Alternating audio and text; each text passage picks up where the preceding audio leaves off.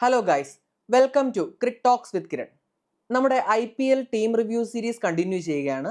കഴിഞ്ഞ വീഡിയോയിൽ നമ്മൾ റിവ്യൂ ചെയ്തത് ഡൽഹി ക്യാപിറ്റൽസ് ടീമിനെയാണ്. ആ വീഡിയോ കണ്ടിട്ടില്ലാത്തവർ തീർച്ചയായും ആ വീഡിയോ കാണുക. നമുക്ക് അടുത്ത ടീമിലേക്ക് പോകാം. അപ്പോൾ നമ്മുടെ ഈ ടീം റിവ്യൂ സീരീസിൽ നമ്മൾ രണ്ടാമത് റിവ്യൂ ചെയ്യുന്ന ടീം പഞ്ചാബ് കിങ്സ് ആണ്. IPLന്റെ ചരിത്രത്തിലെ ലീസ്റ്റ് സക്സസ്ഫുൾ ടീം എന്ന് നമുക്ക് വിശേഷിപ്പിക്കാൻ കഴിയുന്ന ടീമാണ് പഞ്ചാബ് കിങ്സ്. IPLന്റെ ആദ്യ സീസണിൽ തന്നെ സെമി ഫൈനൽ കളിച്ച ടീമാണ് പഞ്ചാബ്. എന്നാൽ പിന്നീട് ആ ഫോം നിലനിർത്താൻ അവർക്കായില്ല. 2014 ഫൈനൽ കളിച്ചതാണ് അവരുടെ ഏറ്റവും വലിയ നേട്ടം. അന്ന് ഋദ്ധിമാൻ സാഹയുടെ സെഞ്ചുറി മികവിൽ മികച്ച സ്കോർ പടുത്തുയർത്തിയിട്ടും കൊൽക്കത്ത നൈറ്റ് റൈഡേഴ്സിന് മുന്നിൽ അവർ വീണു. പിന്നീട് ഇങ്ങോട്ട് ഒന്ന് പ്ലേ ഓഫിൽ കടക്കാൻ പോലും അവർക്ക് കഴിഞ്ഞില്ല. അവർ ആദ്യം ചെയ്തത് ഡൽഹി ക്യാപിറ്റൽസിൽ നിന്നും പുറത്തു വന്ന റിക്കി പോണ്ടിങ്ങിനെ കോച്ചാക്കിയതാണ്. ശശാങ്ക് സിംഗിനെയും പ്രഭ്സിമ്രാൻ സിംഗിനെയും മാത്രം നിലനിർത്തിക്കൊണ്ടാണ് പഞ്ചാബ് കിങ്സ് ലേലത്തിനെത്തിയത്. 110 കോടി രൂപയ്ക്ക് മുകളിൽ പേഴ്സുമായെത്തിയ പഞ്ചാബ് കിങ്സ് നിരവധി മികച്ച താരങ്ങളെ സ്വന്തമാക്കുകയും ചെയ്തു. കൊൽക്കത്ത നൈറ്റ് റൈഡേഴ്സിന് IPL കിരീടം നേടിക്കൊടുത്ത ശ്രേയസ് അയ്യറിനെ വലിയ തുകയ്ക്ക് വിളിച്ചെടുക്കുകയും ക്യാപ്റ്റനായി നിയമിക്കുകയും ചെയ്തു പഞ്ചാബ് കിങ്സ്. IPLിലായാലും ആഭ്യന്തര ക്രിക്കറ്റിലായാലും മികച്ച ക്യാപ്റ്റൻസി റെക്കോർഡുള്ള താരമാണ് ശ്രേയസ് അയ്യർ. അതുമാത്രമല്ല, ശ്രേയസ് അയ്യർ ഇപ്പോൾ മികച്ച ഫോമിലുമാണ്. വൈറ്റ് ബോൾ ക്രിക്കറ്റിലെ ശ്രേയസ് അയ്യറിന്റെ ആ ഫോം അവരുടെ പ്രതീക്ഷ വർദ്ധിപ്പിക്കുന്നു. ഇനി നമുക്ക് അവരുടെ സാധ്യതാ ടീം നോക്കാം. നമ്മൾ അവരുടെ സാധ്യത 11 നോക്കുമ്പോൾ ഓപ്പണിംഗിൽ തന്നെ ചെറിയൊരു പ്രശ്നമുണ്ട്. പഞ്ചാബ് നിലനിർത്തിയ അൺക്യാപ്ഡ് പ്ലെയറായ പ്രഭ്സിമ്രാൻ സിംഗ് തന്നെയായിരിക്കും ഓപ്പണിംഗ് സ്ലോട്ടുകളിൽ ഒന്നിലെത്തുക. എന്നാൽ പ്രഭ്സിമ്രാന്റെ ഓപ്പണിംഗ് പാർട്ണറായി ആരായിരിക്കും എത്തുക? അവിടെയാണ് ചെറിയൊരു ആശയക്കുഴപ്പമുള്ളത്. മറ്റൊരു ഡെസിഗ്നേറ്റഡ് ഓപ്പണർ അവർക്കില്ല എന്നതാണ് സത്യം. അപ്പോൾ ആരായിരിക്കും പ്രഭ്സിമ്രാന്റെ കൂടെ ഇന്നിംഗ്സ് ഓപ്പൺ ചെയ്യുക? അതിന് രണ്ട് ഓപ്ഷൻ ഉണ്ട്. ഒന്നുകിൽ മാർക്കസ് ചോയ്സിനെ നമുക്ക് ഓപ്പണിംഗ് സ്ഥാനത്തേക്ക് ഒരു പ്രൊമോഷൻ നൽകാം. ബിഗ് ബാഷിൽ മെൽബൺ സ്റ്റാർസിന് വേണ്ടി ഓപ്പൺ ചെയ്തിട്ടുള്ള താരമാണ് മാർക്കസ് സ്റ്റോയിനിസ്. ആ സീസണിൽ ഒരു സെഞ്ചുറി ഉൾപ്പെടെ മികച്ച പ്രകടനം നടത്താനും സ്റ്റോയിസിന് കഴിഞ്ഞിട്ടുണ്ട്. ഇനി സ്റ്റോയിനിസ് അല്ലാതെ ആരാണ് മറ്റൊരു ഓപ്ഷൻ ഉള്ളത്? അത് മറ്റൊരു ഓസീസ് താരമായ ജോഷ് ഇംഗ്ലിസ് ആണ്. ഇക്കഴിഞ്ഞ ചാമ്പ്യൻസ് ട്രോഫിയിൽ തന്നെ വളരെ മികച്ചൊരു സെഞ്ചുറി നേടിയ താരമാണ് ജോഷ് ഇംഗ്ലിസ്. ജോഷ് ഇംഗ്ലിസിനെയും ഓപ്പണിംഗ് സ്ഥാനത്തേക്ക് പരിഗണിക്കാം. എൻ്റെ ഒരു അഭിപ്രായത്തിൽ എൻ്റെ ഒരു സാധ്യത 11-ൽ ഞാൻ ജോഷ് ഇംഗ്ലിസിനെയാണ് ഓപ്പണിംഗ് സ്ഥാനത്തേക്ക് ഇടുന്നത്.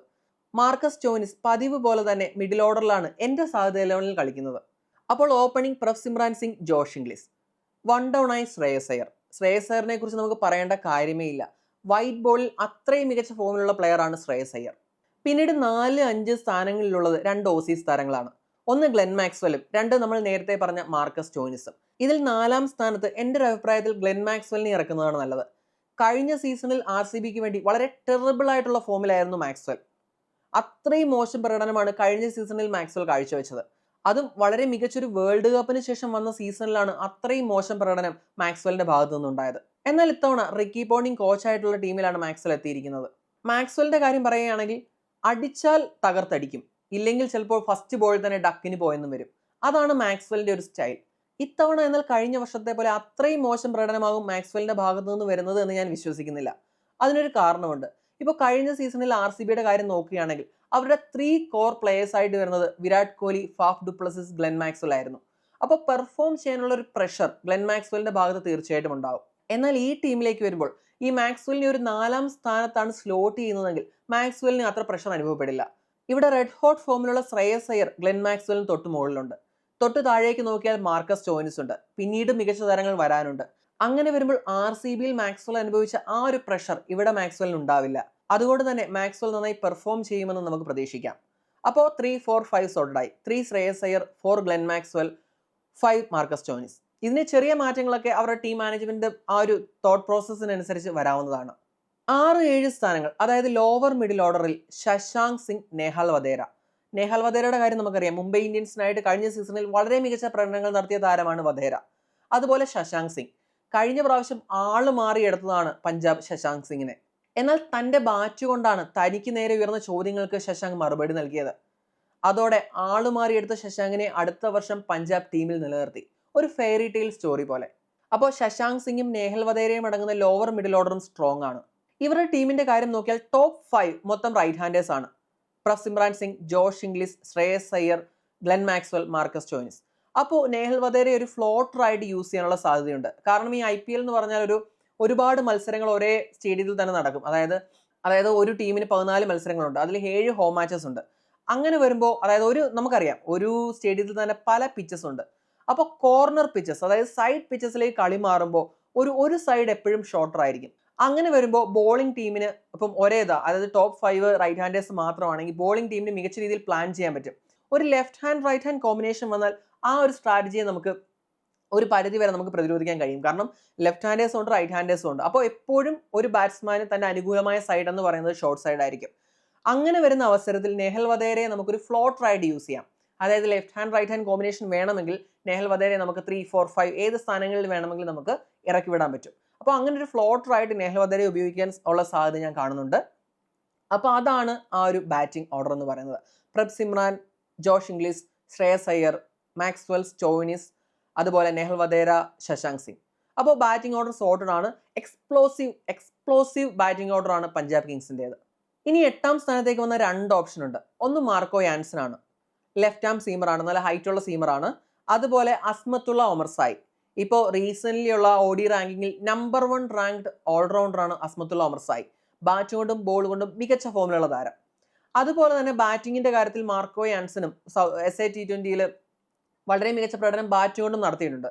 ഇപ്പോൾ എക്കോണമി നോക്കുകയാണെങ്കിൽ യാൻസൺ ചിലപ്പോൾ കുറച്ച് എക്സ്പെൻസീവ് ആയി പോവാം. അപ്പോൾ ഈ 2 ഓപ്ഷനിൽ ഏത് വേണമെങ്കിലും പഞ്ചാബിന് ചൂസ് ചെയ്യാം. ഇനി മാർക്കോ യാൻസൺ വേണമെങ്കിൽ ലെഫ്റ്റ് ഹാം ബോളിംഗ് ആണ് നോക്കുന്നതെങ്കിൽ മാർക്കോ യാൻസൺ, ഇനി റൈറ്റ് ഹാം ആണ് നോക്കുന്നതെങ്കിൽ അസ്മത്തുള്ള ഒമർ സായി. രണ്ടും സോൾഡ് ഓപ്ഷൻ ആണ്. അപ്പോൾ അത് കഴിഞ്ഞ് ഹർപ്രീത് ബ്രാർ സ്പിൻ ഓപ്ഷൻ ആണ്, അത്യാവശ്യം ബാറ്റും ചെയ്യും. പിന്നീട് അർഷദീപ് സിംഗിന്റെ കാര്യം പറയേണ്ട കാര്യമില്ല, സ്ട്രൈക്ക് ബോളർ ആണ്. എപ്പോൾ ബോൾ ചെയ്താലും വിക്കറ്റ് വീഴ്ത്താൻ സാധ്യതയുള്ള താരമാണ് അർഷദീപ്. പവർ പ്ലേയിലായിക്കോട്ടെ ഡെത്ത് ഓവേഴ്സിലായിക്കോട്ടെ വിക്കറ്റ് ടേക്കിംഗ് കേപ്പബിലിറ്റി ഉള്ള താരമാണ് അർഷദീപ് സിംഗ്. പിന്നീട് ചഹലിനെ കുറിച്ച് പറയേണ്ട കാര്യമില്ല. RCBയിൽ കളിച്ചപ്പോഴായാലും പിന്നീട് RRൽ കളിച്ചപ്പോഴായാലും വിക്കറ്റ് ടേക്കർ ആണ്, പ്രോപ്പർ വിക്കറ്റ് ടേക്കർ ആണ് ചഹൽ.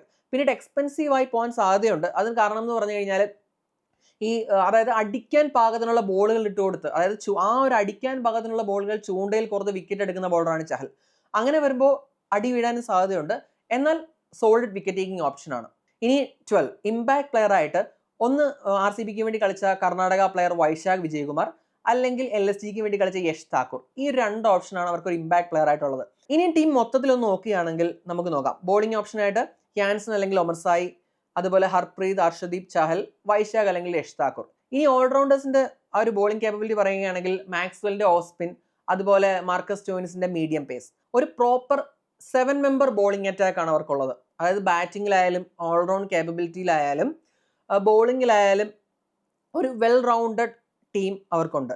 അതായത് ഫസ്റ്റ് 11 എന്ന് പറഞ്ഞാൽ സ്കെയറിയാണ്. അതായത് ഇവരൊക്കെ ക്ലിക്ക് ആയാലും, ഇപ്പൊ ഡൽഹിയുടെ കാര്യം പറഞ്ഞപ്പോൾ ഞാൻ പറഞ്ഞു ഫസ്റ്റ് 11 ക്ലിക്ക് ആയി കഴിഞ്ഞാൽ അവർക്ക് നല്ല ചാൻസ് ഉണ്ട്. അതുപോലെ തന്നെ പഞ്ചാബിന്റെ കാര്യത്തിലും ഫസ്റ്റ് 11 ക്ലിക്ക് ആയാൽ ഡൽഹിയേക്കാൾ അപകടകാരികളാണ് നമ്മുടെ പഞ്ചാബ് സൈഡ്. കാരണം ശ്രേയസ് അയ്യർ നല്ല കേപ്പബിൾ ആയിട്ടുള്ള ക്യാപ്റ്റനാണ്. തന്റെ കയ്യിലുള്ള റിസോഴ്സുകളെ എങ്ങനെ യൂസ് ചെയ്യാമെന്ന് അറിയുന്ന ക്യാപ്റ്റനാണ് ശ്രേയസ് അയ്യർ. അപ്പോൾ തീർച്ചയായും ഒരു ഡേഞ്ചറസ് സൈഡായിട്ട് ഇവർ മാറും. ഇനി എവിടെയാണ് ഇവർക്ക് പണി കിട്ടാൻ സാധ്യത? അത് ഞാൻ പറഞ്ഞു, ബോളിംഗ് നല്ല സ്ട്രോങ് ബോളിംഗ് ആണ്. അർഷദീപ് ഉണ്ട്, ചഹൽ ഉണ്ട്, അസ്മത്തുള്ള ഉണ്ട്. അങ്ങനെ പറയുമ്പോഴും ചിലപ്പോൾ ബോളിംഗ് എക്സ്പെൻസീവ് ആവാൻ സാധ്യതയുണ്ട്. അതായത് നല്ല ബാറ്റിംഗ് ഫ്രണ്ട്ലി പിച്ചസിൽ എക്സ്പെൻസീവ് ആവാൻ സാധ്യതയുണ്ട്. കാരണം യാൻസൺ അങ്ങനെ എക്സ്പെൻസീവ് ആയിട്ടുള്ള ബോളറാണ്. ചില സമയം അതായത് നല്ല ബാറ്റിംഗ് ഫ്രണ്ട്ലി പിച്ചസിൽ യാൻസൺ എക്സ്പെൻസീവ് ആവാം. അതുപോലെ വൈശാഖ് വിജയകുമാർ ആയാലും എക്സ്പെൻസീവ് ആവാൻ ചാൻസ് ഉണ്ട്. അർഷദീപിന്റെ കാര്യം നമുക്കറിയാം. അർഷദീപ് നല്ല ബോളറാണ്, പവർ പ്ലേയിൽ നന്നായിട്ട് അറിയും. എന്നാൽ അർഷദീപ് കൂടെ ഒരു എക്സ്പെൻസീവ് ആവുന്ന സിറ്റുവേഷൻ ഒന്ന് ആലോചിച്ച് നോക്കൂ. അർഷദീപ് എക്സ്പെൻസീവ് ആയി കഴിഞ്ഞാൽ ആ ഒരു സൈഡിൽ എതിർ ബാറ്റ്സ്മാൻമാരെ പിടിച്ചു നിർത്താൻ പറ്റിയ ബോളേഴ്സ് ഇല്ല. കൂടെ എത്തുന്നത് ഒന്നെങ്കിൽ ഒമർ സായി അല്ലെങ്കിൽ മാർക്കോ യാൻസൺ ആയിരിക്കും. പിന്നീട് വൈശാഖ് വിജയകുമാർ അല്ലെങ്കിൽ യശ് താക്കൂർ ആയിരിക്കും. അങ്ങനെ വരുമ്പോൾ പവർ പ്ലേയിൽ അവർ അടി വാങ്ങിയാൽ, പവർ പ്ലേയിൽ ആ ഒരു എതിർ ടീം, അതായത് ഇപ്പോൾ ഒരു നല്ല ബാറ്റിംഗ് സ്ട്രെങ്ത് ഉള്ള ടീം അവരെ അടിച്ചു കഴിഞ്ഞാൽ, അർഷദീപിനെയും കൂടെ അറ്റാക്ക് ചെയ്ത് കഴിഞ്ഞാൽ പിന്നീട് പിടിച്ചു നിർത്താൻ പാടായിരിക്കും. വിക്കറ്റ് ടേക്കിംഗ് ഓപ്ഷനായിട്ട് ചഹലുണ്ട്. എന്നാൽ ചഹലും എക്സ്പെൻസീവ് ആവാൻ സാധ്യതയുണ്ട്. ഹർപ്രീത് ബ്രാർ നല്ല ബോളറാണ്.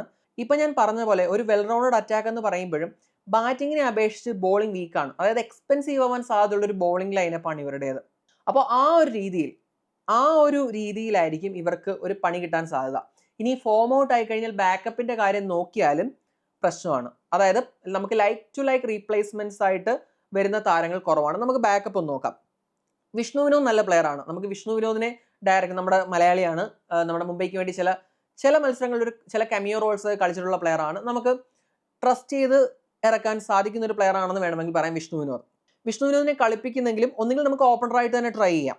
ഇനിയിപ്പോൾ സ്റ്റോയിനിസിനെയോ ഇംഗ്ലീഷിനെയോ അല്ലാതെ ഓപ്പണറായിട്ട് ട്രൈ ചെയ്യാം. ഇനി മിഡിൽ ഓർഡറിലും വേണമെങ്കിൽ ട്രൈ ചെയ്യാം. അപ്പോൾ നെഹാൽ വധേരയ്ക്ക് പകരമായിരിക്കും വിഷ്ണു വിനോദ് വരിക. അങ്ങനെ വരുമ്പോൾ ഒരു ഞാൻ പറഞ്ഞൊരു കോമ്പിനേഷൻ ഇഷ്യൂ ആവാൻ സാധ്യതയുണ്ട്. ഇനി ഓപ്പണിംഗ് ആണെങ്കിൽ ആ ഒരു പ്രശ്നം ഉണ്ടാവില്ല. പക്ഷെ പിന്നീടുള്ള താരങ്ങളായാലും ആരോൺ ഹാർഡി ഒരു ഓൾറൗണ്ടർ ആണെങ്കിലും നമുക്ക് ഗ്ലെൻ മാക്സ്വെലിനോ മാർക്കസ് സ്റ്റോയിൻസിനോ പകരം വെക്കാൻ പറ്റിയ ഒരു ഓൾറൗണ്ടർ അല്ല ഒരിക്കലും ആരോൺ ഹാർഡി. എന്നാൽ മാർക്കോ യാൻസിനും ഒമർ സായിക്കും ആ ഒരു സ്കിൽ കേപ്പബിലിറ്റി അനുസരിച്ച് പകരമാവത്തില്ല.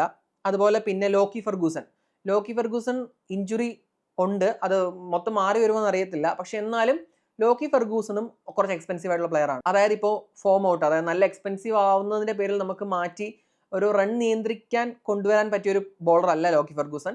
കഴിഞ്ഞ സീസണിൽ RCBക്ക് ആയിട്ട് ചില മത്സരങ്ങൾ മികച്ച രീതിയിൽ ബോൾ എറിഞ്ഞിട്ടുണ്ടെങ്കിൽ പോലും ആ ഒരു സ്പീഡ് വെച്ചിട്ട് ബാറ്റ്സ്മാൻമാരെ ടാർഗറ്റ് ചെയ്ത് കഴിഞ്ഞാൽ നല്ല എക്സ്പെൻസീവ് ആവാൻ സാധ്യതയുള്ള ബോളറാണ് ലോക്കി ഫെർഗൂസൺ. പിന്നീടുള്ളത് കുൽദീപ് സെൻ ആണ്, RRന് വേണ്ടി കളിച്ച ബോളർ. പിന്നെ സൂര്യാൻ ഷെഡെ, നമ്മുടെ മുഷീർ ഖാൻ, നമ്മുടെ അണ്ടർ-19 മികച്ച പ്രകടനം നടത്തിയ മുഷീർ ഖാൻ. പക്ഷെ ഇവരൊന്നും 2020 ക്രിക്കറ്റിൽ ആ ഒരു ലെവൽ എത്തിയ പ്ലേയേഴ്സ് അല്ല. അപ്പോൾ അങ്ങനെ വരുമ്പോൾ ബാക്കപ്പിന്റെ കാര്യത്തിൽ നമ്മുടെ ഡൽഹി ക്യാപിറ്റൽസിന്റെ കാര്യം പറഞ്ഞ പോലെ ഇവർക്കും പ്രശ്നങ്ങളുണ്ട്. അതായത് ഈ ഫസ്റ്റ് 11 ക്ലിക്ക് ആയില്ല എങ്കിൽ, അതായത് അർഷദീപ് ഫോം ഔട്ട് ആയി, അല്ലെങ്കിൽ അവർ ബോളിംഗ് നന്നായിട്ട് അടിവാങ്ങാൻ തുടങ്ങി കഴിഞ്ഞാൽ എതിർ ടീം സുഖമായിട്ട് 200 ക്രോസ് ചെയ്യും.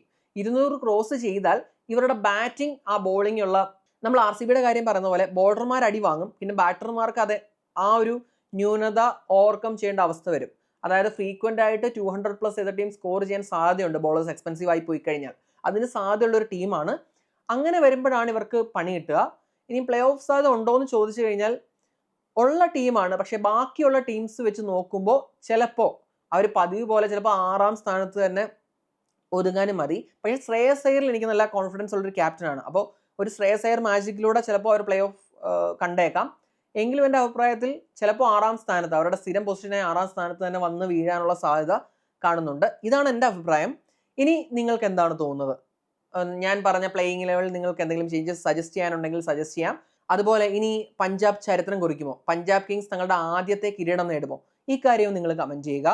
അപ്പോൾ എല്ലാവർക്കും വീഡിയോ ഇഷ്ടമായെന്ന് കരുതുന്നു. ഇനി അടുത്ത ടീമിന്റെ റിവ്യൂമായി നെക്സ്റ്റ് വീഡിയോയിൽ കാണാം. Thanks for watching Cricket Talks with Kiran.